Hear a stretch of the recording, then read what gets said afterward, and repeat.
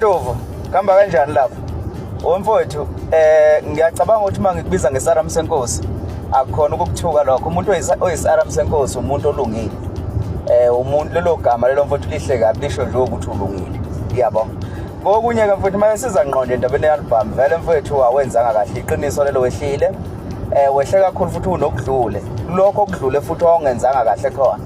Ngoba ingoma yakulamulela kahle kahle ithi after it kuba iqhamukanga. Ubuzo ubona umvuzo ukuthi ayikhona. Khona into wrong eyenzakalile. So kusukela nje lapha kumalume ngiyacabanga ukuthi wanyusa kakhulu lapho, so usiyahluleka ukucover leso scope.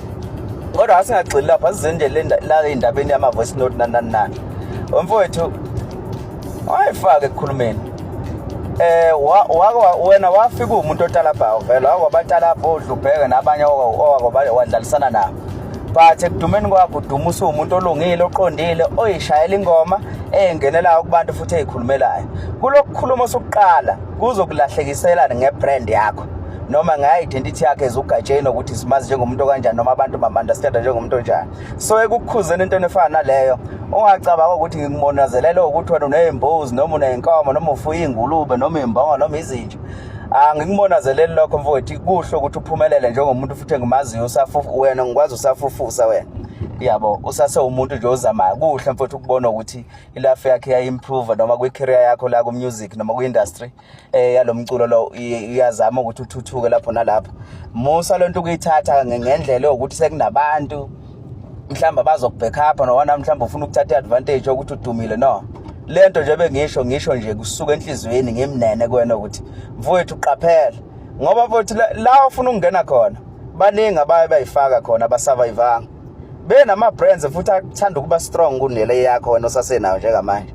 So ungalingi uzoyifake lapho ufuna ukungena khona. Ngeke uzubuye.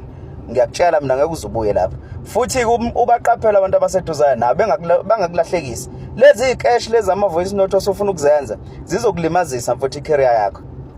Lezi icash oyidlalayo zizokulimazisa. Zama ndoda indlela ukuthi ube nobuchule bokuthi uphume kuyona yonke le nonsense oyifaka kuyona. Cause mangenjalo mfowethu uzoba nenkinga serious. Ngiyabo. Ungabheki futhi usiqiniseke kuleyo nkinga. Abantu bayashesha mfowethu ukuphuma kumuntu.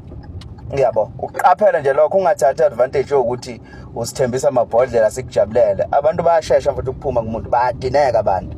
So ke mfowethu ungayithathi lento ngaleyo ndlela yokuthi mhlambe ngakini bayakumonazela. Mina ngiyena ngakini wamaphumo la ngidabuka khona, ayikho into engangisiza ngayo entweni onayo. So into ebalekile nje thatha lokho engikushoyo uma ukuthi awufuni futhi ukuthatha ukuyeka. Yabo, ungabo ukuthi hayi nomona angiyikhulumi language yesifazane mina. Siqonde nje.